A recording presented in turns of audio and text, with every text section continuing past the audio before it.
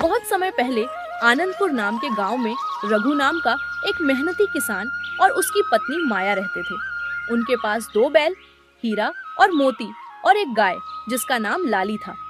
रघु हर सुबह अपने बैलों के साथ खेत में काम करने जाता, जबकि माया गाय का दूध निकालकर उसे पास के गांवों में बेचती थी।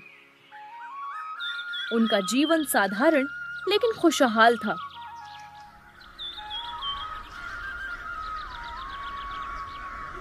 एक दिन सुबह सुबह रघु ने माया से कहा, अरे ओ भाग्यवान, सुन रही हो? अरे क्या हुआ? आप इतनी सुबह सुबह क्यों चिल्ला रहे हैं? भाग्यवान, मैं खेत के लिए निकल रहा हूँ। आज मुझे घर आने में थोड़ी देर हो जाएगी, क्योंकि मुझे आज बीज भी बोने हैं। ठीक है, लेकिन आप जल्दी लौटने की कोशिश करना। ठीक है भाग्यवान, अब मैं खेत के लिए निकलता हूँ। रघु अपने दोनों बैलों को लेकर खेत की ओर चला जाता है। रघु खेत में पहुंचकर अपने बैलों हीरा और मोती से कहता है, चलो हीरा और मोती, जल्दी जल्दी खेत की जुताई कर लेते हैं, उसके बाद हमें बीज भी तो बोना है। रघु ने अपने बैलों के साथ खेत की जुताई शुरू की।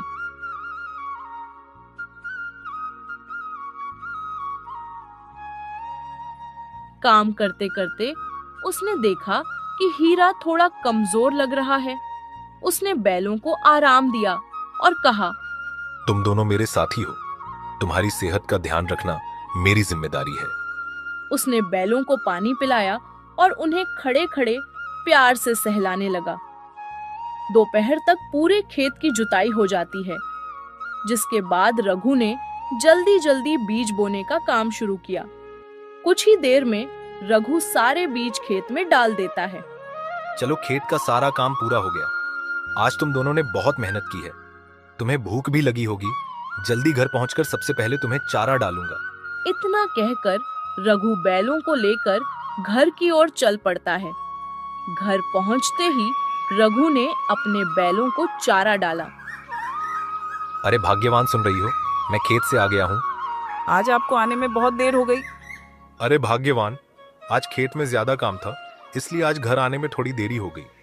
घर का सारा काम बिखरा पड़ा है। अभी तो मुझे पास के गांव में दूध देने भी जाना है। तुम चिंता मत करो भाग्यवान, तुम अभी जल्दी से दूध लेकर जाओ, मैं यहाँ सब संभाल लूंगा। माया दूध बेचने के लिए पास के गांव की ओर निकल पड़ी। कैसी हो कमला काकी? मैं तो बिल्कुल ठीक हूँ। तुम बताओ माया बेटी, आज आने में इतनी देर क्यों हो गई? आज खेतों में थोड़ा ज्यादा काम था, इसलिए देर हो गई। माया कमला काकी को दूध देकर वहां से चल पड़ती है। माया अगले गांव के हलवाई चाचा के पास पहुंची। हलवाई चाचा ने भी देर होने का कारण पूछा और माया ने वही बात दोहराई। लगता है आज खेत में ज्यादा काम था, इस बार फसल अच्छी होने की उम्मीद है। माया ने उनकी बात पर सहमति जताई और घर लौट आई। घर लौटकर माया ने रघु से कहा, अरे भाग्यवान, मैं दूध देकर आ गई, लेकिन जानते हो आज सब पूछ रहे थे कि आज दूध लाने में देर कैसे हो गई, लेकिन सबने तुम्हारे काम की तारीफ की। सब कह रहे थे कि इस बार फसल अच्छी होगी। रघु ने मुस्कुराकर कहा, हाँ भाग्यवान, मुझे भी यही लगता है। अगर सब ठीक रहा तो हम अपनी जिंदगी में कुछ सुधार कर पाएंगे। कुछ महीने बीत गए और फसल कटाई का समय आ जाता है। सभी गांव वाले अपनी अपनी फसल काटने के लिए तैयारी करने लगते हैं। रघु और माया भी अपने खेत में खड़े थे। खेतों में फसल लहलहा रही थी। चारों ओर हरियाली देखकर रघु और माया की खुशी का ठिकाना नहीं रहा। रघु ने माया से कहा, भाग्यवान, इस बार की फसल तो बहुत ही अच्छी हुई है। चारों तरफ हरियाली ही हरियाली है। जानते हो भाग्यवान, हमारे खेतों को देखकर तो घर जाने की इच्छा ही नहीं हो रही है। हाँ भाग्यवान, तुम ठीक कहती हो। ये सब हमारे बैल, हीरा और मोती की मेहनत का फल है। भाग्यवान, मुझे लगता है इस बार हमें बहुत अधिक मुनाफा होगा। समय बीतता गया। रघु की फसल कट चुकी थी। चलो, इस बार की फसल बहुत ही अच्छी और ज्यादा मात्रा में हुई है। समय रहते मैं इसे बाजार में बेच आता हूँ। रघु ने बैलगाड़ी में फसल ला दी और बाजार में बेचने के लिए निकल पड़ा। बाजार में उसने वो फसल एक सेठ को अच्छे दाम में बेच दी। घर जाकर उसने माया से कहा, अरे भाग्यवान, इस बार हमें काफी मुनाफा हुआ है। अब हम अपने घर को ठीक करवा सकते हैं। रघु ने फसल और दूध से कमाए पैसों से घर की मरम्मत करवाई। उसने एक छोटी दुकान भी खोल ली, जिसमें वह गांव वालों की जरूरत की चीजें बेचता था। उसकी दुकान बहुत ही अच्छी चलने लगती है।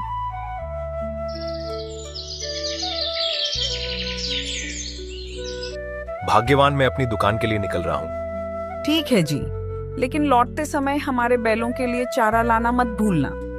ठीक है भाग्यवान, मैं अपने बैलों के लिए चारा लाना नहीं भूलूंगा। अब मैं चलता हूँ। लेकिन दुकान की व्यस्तता में रघु अपने बैलों के लिए चारा लाना भूल जाता है।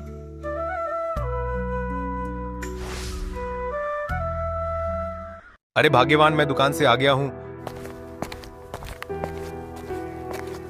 अरे भाग्यवान, आज आप फिर से हमारे बैलों के लिए चारा लाना भूल गए। मुझे माफ कर दो भाग्यवान, लेकिन मैं क्या कर सकता हूँ। मैं दुकान के काम में इतना व्यस्त हो जाता हूँ कि चारा लाने के लिए खेत जाने का समय ही नहीं मिल पाता है। रोज रोज दुकान में व्यस्त रहने के कारण बैलों का कोई उपयोग नहीं हो रहा था। इसी कारण रघु का प्यार अपने बैलों के प्रति कम होने लगा। बैलों के लिए रोज समय निकालकर चारा लाना रघु और उसकी पत्नी माया के लिए परेशानी लगने लगा था।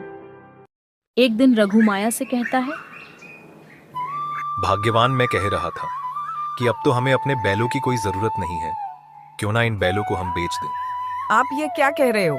आज हमारे पास जो कुछ भी है हमारे बैल हीरा और मोती की वजह से है। लेकिन भाग्यवान, रोज दुकान से खेत जाकर इनके लिए चारा लाने में बहुत परेशानी होती है।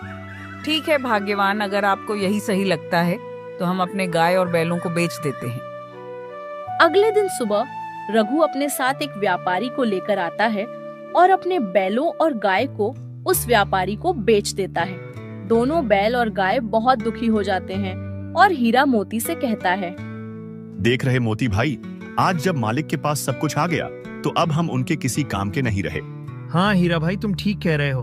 इंसान केवल अपने मतलब के लिए हम जैसे जानवरों को उपयोग करता है।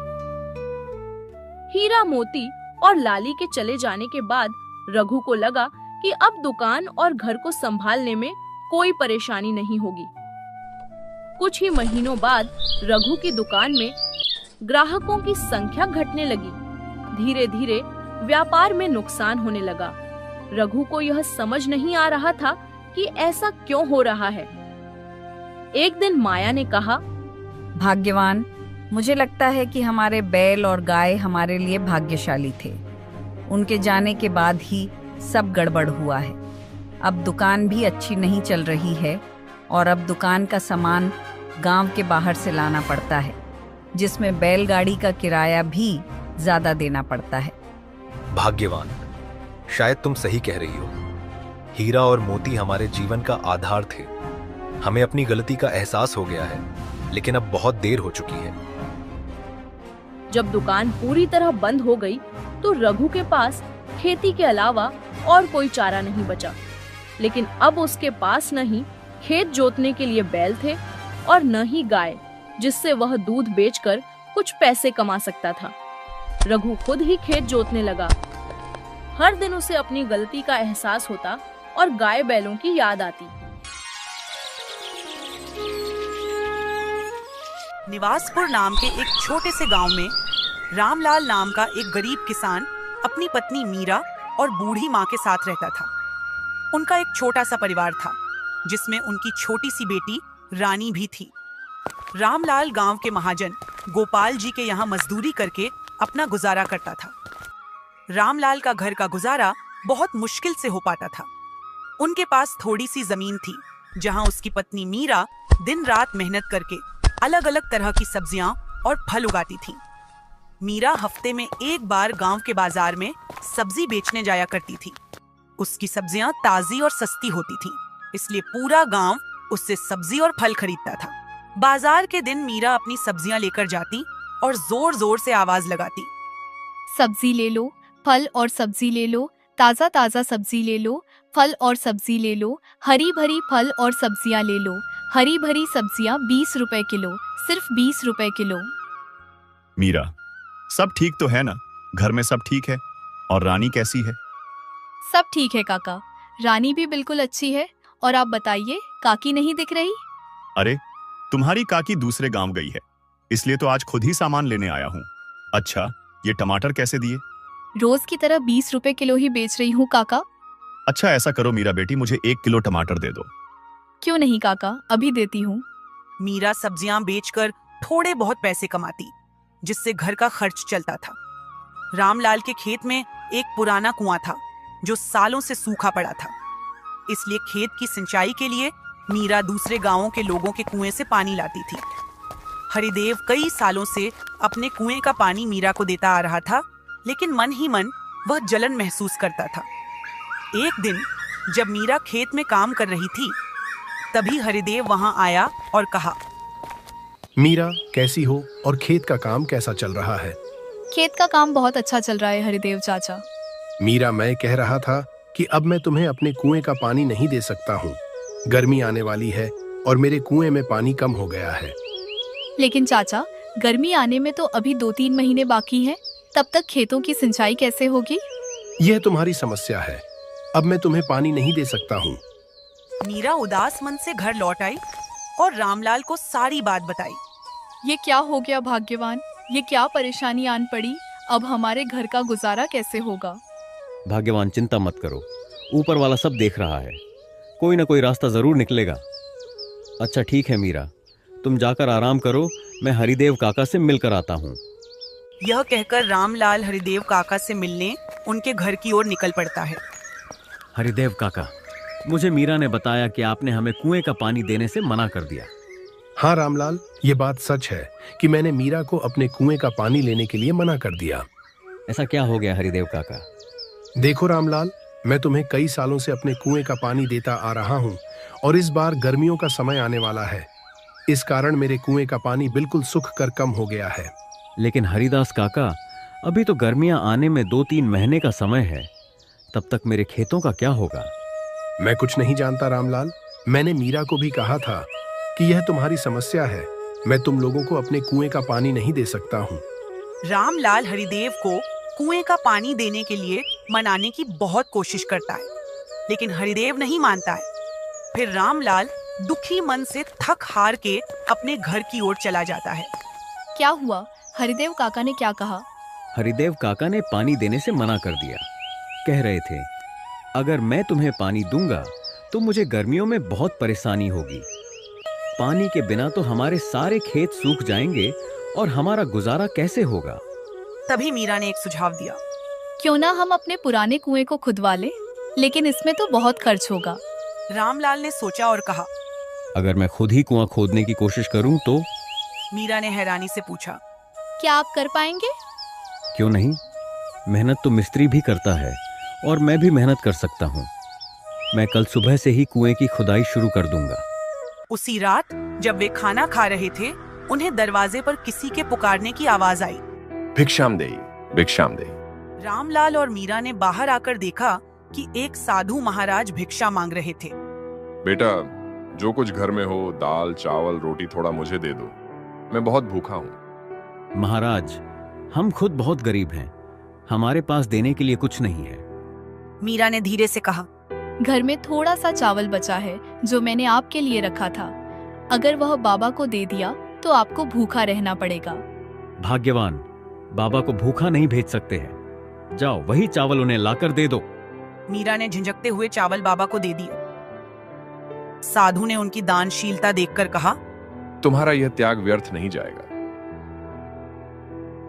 ये लो, इस कलश को अपने पास रखो। कल सुबह सूर्योदय से पहले इसे अपने सूखे कुएं में डाल देना। सूर्योदय के बाद पुनः अपने खेत में जाकर देखना, तुम्हारी सारी समस्याओं का निवारण हो जाएगा। लेकिन बाबा, इस कलश को कुएं में डालकर क्या होगा? बेटा, ये कलश कोई साधारण कलश नहीं बल्कि एक जादुई कलश है। ये कलश तुम्हारे सूखे कुएं को पानी से भर देगा, जो कभी खत्म नहीं होगा। रामलाल और मीरा को साधु की बात पर यकीन नहीं हुआ, लेकिन उन्होंने साधु के कहे अनुसार किया। अगले दिन सुबह 4 बजे उठकर रामलाल और मीरा खेत जाते हैं। वे अपने पुराने सूखे कुएं के पास पहुंचे। रामलाल ने उस छोटे से कलश को हाथ में लेकर एक पल के लिए ऊपर वाले को याद किया और फिर उसे कुएं में डाल दिया। कलश के कुएं में गिरने की हल्की सी आवाज हुई और उसके बाद सब कुछ शांत हो गया। दोनों कुछ देर वहीं खड़े रहे, लेकिन कुछ भी खास होता नहीं दिखा। मायूस होकर रामलाल ने कहा, शायद ये हमारे लिए नहीं था भाग्यवान, चलो घर लौटते हैं। फिर सुबह जब रामलाल और मीरा खेत पहुंचे तो उनकी आंखें चौंधिया गईं। सूखा पड़ा कुआं पानी से लबालब भरा हुआ था। पानी इतना साफ था कि उसमें आसमान और सूरज की झलक साफ दिखाई दे रही थी। रामलाल ने एक बाल्टी पानी निकाला और कहा, भाग्यवान, ये तो सचमुच किसी चमत्कार से कम नहीं है। मीरा भी खुशी से झूम उठी। कुछ ही दिनों में उनके खेत हरियाली से भर गए। गांव में यह खबर आग की तरह फैल गई। जब यह बात हरिदेव तक पहुंची तो वह हैरान और ईर्ष्या से भर गया। उसने सोचा, यह कैसे हो सकता है? मेरे कुएं का पानी तो कम हो गया और रामलाल का सूखा कुआं भर गया। जरूर इसमें कोई रहस्य है। हरिदेव ने रामलाल से इस बारे में पूछने की कोशिश की, लेकिन रामलाल ने साधु वाली बात किसी से साझा नहीं की। हरिदेव की बेचैनी बढ़ती जा रही थी। एक रात हरिदेव चुपके से रामलाल के खेत में पहुंचा। वह कुएं के पास गया और उसमें झांकने लगा। पानी अब भी लबालब भरा हुआ था। अगर मैं इस कुएं का राज पता कर लूं, तो मेरा कुआं भी कभी सूखेंगे नहीं। वह कुएं के अंदर झुककर देखने लगा। तभी अचानक कुएं से एक तेज आवाज आई, जो यहाँ लोग लेकर आएगा वह सब कुछ खो देगा। हरिदेव डर के मारे पीछे हट गया, लेकिन उसका पैर फिसल गया और वह कुएं में गिर पड़ा। अगली सुबह जब रामलाल और मीरा खेत पर पहुंचे तो कुएं के पास हरिदेव का चप्पल पड़ा हुआ था। रामलाल ने कुएं में झांक कर देखा, लेकिन हरिदेव का कहीं पता नहीं था। गांव में यह बात फैल गई कि हरिदेव रात में कुएं में गिर गया था और अब उसका कोई अता पता नहीं है। गांव के लोगों ने कहा, यह कोई साधारण कुआं नहीं है, इसमें कुछ तो रहस्य है। तभी कुएं से एक तेज रोशनी निकली और कुएं से वहीं साधु प्रकट हो जाते हैं। रामलाल और मीरा ने साधु को पहचान लिया और उन्हें प्रणाम किया। बेटा, मैंने तुम्हें जो कलश दिया था वह तुम्हारी मेहनत और ईमानदारी का फल है।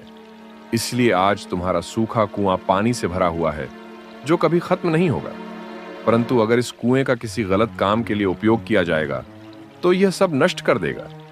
हरिदेव ने लालच में आकर इस कुएं का राज जानने का प्रयास किया था, इसलिए इस कुएं ने उसे अपने अंदर समा लिया। इसलिए इस पानी का सही इस्तेमाल किया जाना चाहिए। रामलाल और मीरा ने साधु को प्रणाम किया और वादा किया कि वे हमेशा मेहनत और ईमानदारी से इस पानी का इस्तेमाल करेंगे और दूसरों की मदद करेंगे।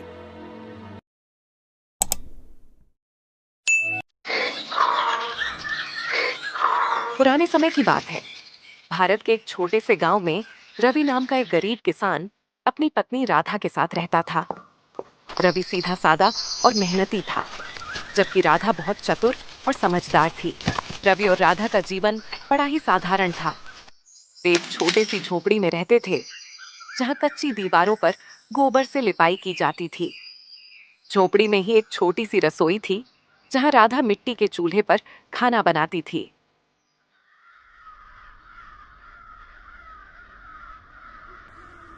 एक शाम राधा रवि के लिए गरम गरम बाजरे की रोटी और साग बनाकर लाई। रवि ने पहला निवाला खाते हुए कहा, राधा, सच कहूं तो तुम्हारे हाथ का खाना मेरे दिन भर की थकान को दूर कर देता है। क्या आपने कभी सोचा है कि हमारी मेहनत के बावजूद हम गरीब क्यों हैं? सारा दिन खेत में मेहनत करते हो, फिर भी महीने के अंत में ज्यादा कुछ नहीं बचता। रवि ने कुछ सोचते हुए जवाब दिया, राधा, हमारे पास जमीन बहुत कम है।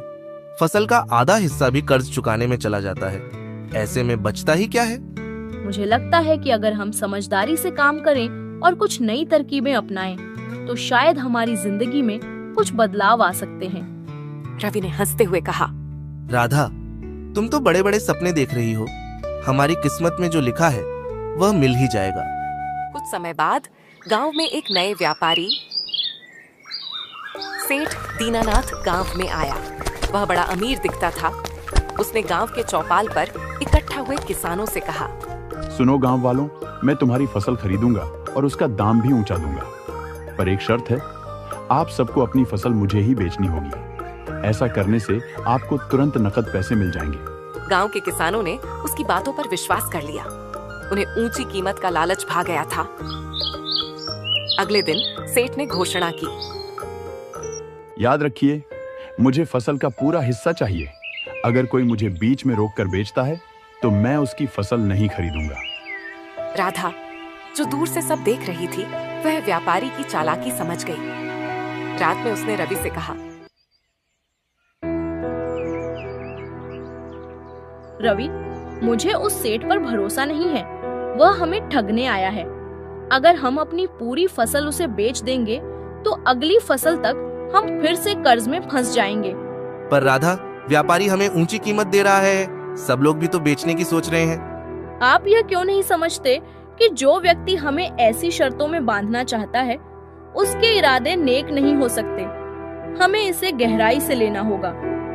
अगले दिन राधा गांव के मुखिया के पास गई और मुखिया से कहा, मुखिया जी, सेठ हमें अपने काबू में करने की कोशिश कर रहा है। यदि हम सब मिलकर उसे अपनी पूरी फसल बेच देंगे तो भविष्य में हमें कर्ज पर ही निर्भर रहना पड़ेगा। मुखिया को राधा की बात समझ में आ गई। अगले दिन उसने चौपाल में सभी किसानों को बुलाकर राधा की योजना सुनाई।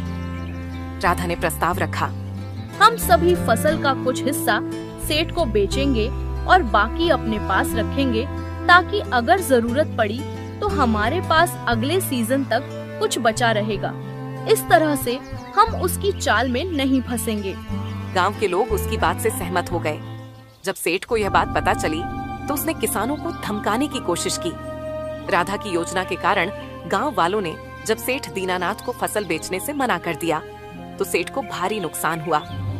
उसने यह बात मन में रख ली और गांव के जमींदार के पास जाकर अपनी बेइज्जती का बदला लेने की योजना बनाई। जमींदार ने पहले भी गांव वालों से कर्ज वसूलने के लिए नए नए तरीके अपनाए थे, लेकिन राधा की चतुराई से उसे हर बार हार का सामना करना पड़ा। ऐसे में जब सेठ दीनानाथ ने उससे हाथ मिलाने का प्रस्ताव रखा तो उसने तुरंत हामी भर दी। जमींदार साहब, हम दोनों का मकसद एक ही है। आपके गांव के लोग हमारी बात नहीं मानते और वो राधा हर बार हमारी चाल को नाकाम कर देती है। उस औरत ने मेरा नाम गांव में बदनाम कर दिया है। उसे सबक सिखाने का वक्त आ गया है। हाँ, फिर क्या सोच रहे हैं? मिलकर ऐसा जाल बिछाएंगे कि ये गांव वाले कभी हमारी बात से मुंह नहीं मोड़ सकेंगे। फिर सेठ और जमींदार मिलकर गांव की फसल खराब करने की योजना बनाई। वे जानते थे कि गांव वाले केवल खेती पर निर्भर थे और फसल ही उनकी आर्थिक रीढ़ थी।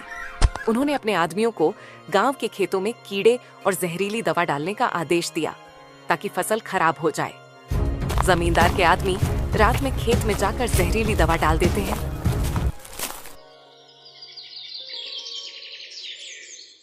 अगले दिन सभी गांव वाले खेत में खड़े थे और उनकी फसल पूरी तरह से सूख चुकी थी।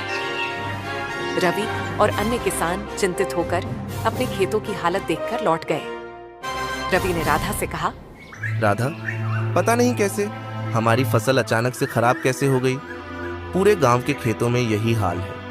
यह कोई सामान्य बात नहीं लगती। इतने अच्छे मौसम में फसल का यूं खराब होना असंभव है। मुझे लगता है कि किसी ने जानबूझकर ऐसा किया है। हमें इस पर ध्यान देना होगा। फिर सभी गांव वाले चौपाल में इकट्ठा होते हैं। सभी के चेहरों पर चिंता की लकीरें साफ नजर आ रही थीं। एक किसान ने मुखिया से कहा, हमने मेहनत करके फसल उगाई थी, लेकिन सब बर्बाद हो गई है। अब हम क्या करेंगे? आप लोग घबराएं मत, इसका उपाय हम जल्दी ही करेंगे। हो सकता है यह किसी की साजिश हो। तभी सेठ और जमींदार वहां पहुंचे और गांव वालों से कहा, देखो, तुम्हारी फसल तो बर्बाद हो ही गई है। अब हमारे पास एक ही रास्ता है। मैं तुमसे यह फसल खरीदूंगा, चाहे वह कैसी भी हो, पर तुम्हें पूरी फसल मुझे बेचनी होगी। बदले में तुम्हें कुछ पैसे मिल जाएंगे। तभी एक किसान कहता है, जिसका नाम महेश था, हमें तो वैसे भी कुछ नहीं मिलने वाला है। अगर सेठ फसल खरीद रहा है तो बेच देते हैं, बदले में हमें कुछ पैसे मिल जाएंगे। लेकिन राधा ने उसे रोकते हुए कहा, इस तरह हमें कुछ भी हासिल नहीं होगा।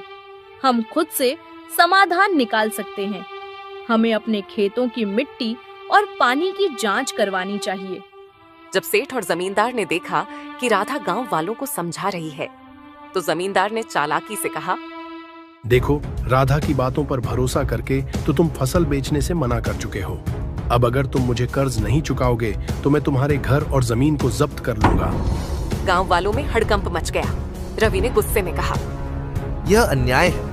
हमारी फसल खराब हो चुकी है और अब तुम हमारी जमीन भी छीनना चाहते हो। मैं तो बस अपना कर्ज मांग रहा हूँ। अगर तुम्हारी फसल खराब हो गई तो ये तुम्हारी गलती है।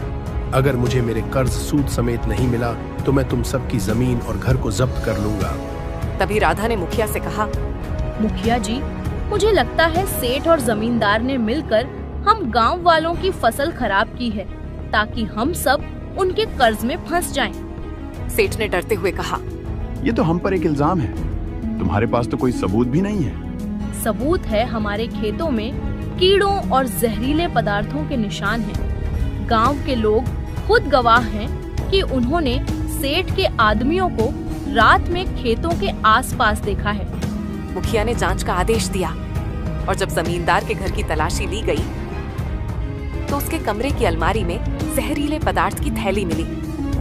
जमींदार का सारा सच बाहर आने पर जमींदार डर कर अपना गुनाह काबुल करता है और मुखिया ने सेठ और जमींदार को गांव छोड़ने का आदेश देता है।